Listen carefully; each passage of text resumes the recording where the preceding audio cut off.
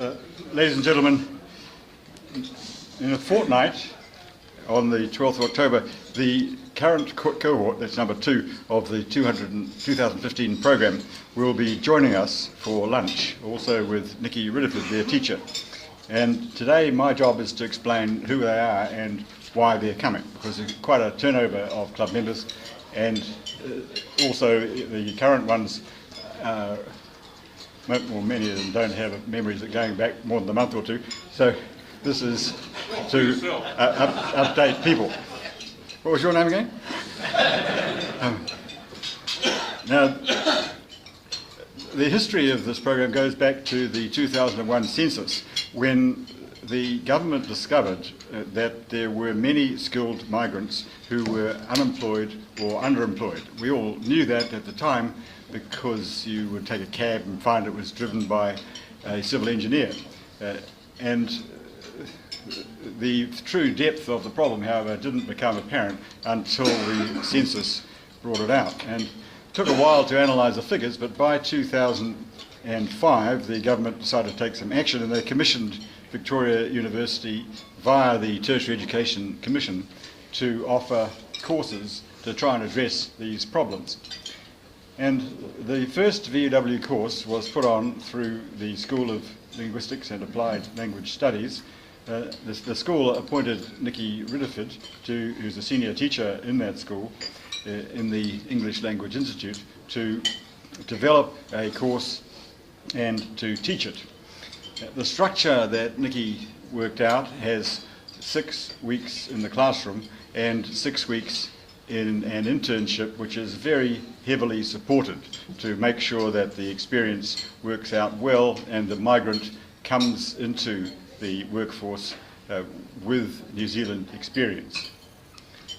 The syllabus of the classroom component is mainly communication skills, something on New Zealand history and culture, and especially the culture of the professional workplace, which is quite different in New Zealand from most other countries. The especially notable difference is that New Zealand has a much flatter social hierarchy than any other country in the world, and people find that difficult to get their minds around.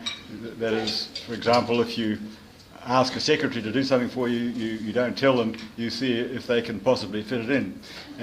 And on the other hand, you shouldn't be too obsequious to your manager. Examples of some specific skills, and these are only a few of lots that are taught, are job interview skills, small talk, which is not known in some countries. So some people, if you greet them by saying, "How are you?" they'll spend 10 minutes telling you. And making and responding to requests varies quite a lot between countries. Writing emails, of course, even native New Zealanders find some difficulty with that, and oral presentations. The home countries of the migrants are about 22 of them, spread over Europe, Africa, Middle East, Latin America, South Asia, and East Asia, pretty well everywhere. Qualifications, all of them have a reasonably good level of English. You have to have that to get into the course, and a bachelor's degree, though quite a number have degrees a good deal higher than bachelors. They have a minimum of 2 years professional experience in their home countries, usually, again, quite a lot longer. And the professional areas they have come from, they're well over 30. Law, accounting and medicine, IT, business analysis, banking, finance, marketing, communications, public relations, education, and for some reason there are more engineers now than there used to be, and also HR. In that whole area, by and large, the more deep and specific people's knowledge is, the easier they are to place. And the more general sort of skills they have, the more difficult.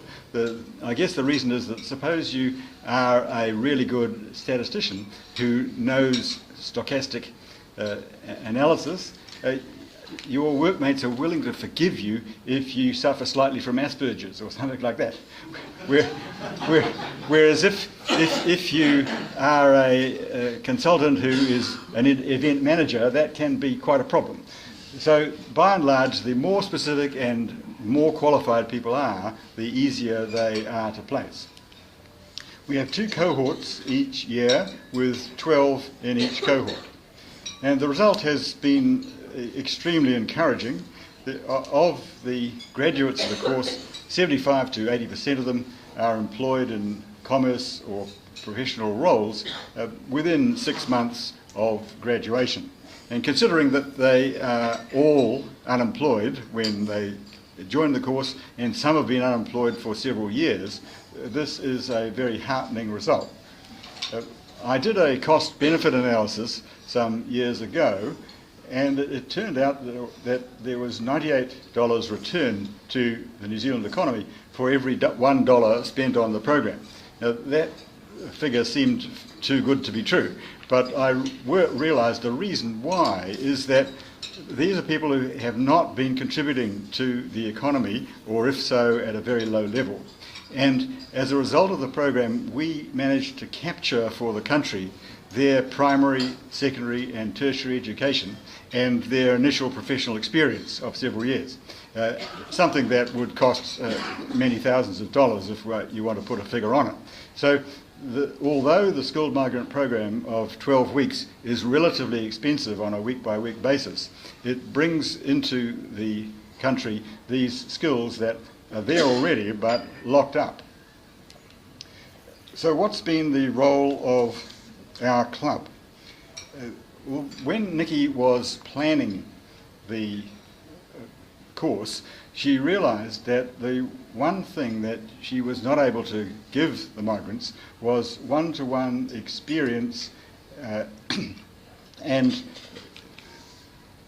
communication with people from the professions or industries that the migrants were going to go into, partly because there wasn't enough funding and partly because the university was going to need lots of such people from all sorts of industries, and we just didn't have them.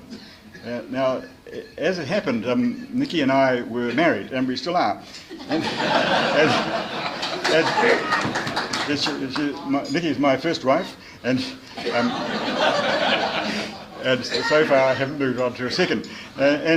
It occurred to me that the Rotary Club of Wellington might be willing to contribute this sort of skill, and that guess turned out to be correct. And now there are guest tutors from the club who visit the course every Tuesday. There are usually 7 to 10 club members, or sometimes it's their spouses, sometimes contacts that we have, who conduct a conversation and interview practice. Some members of the club serve as special guest lecturers.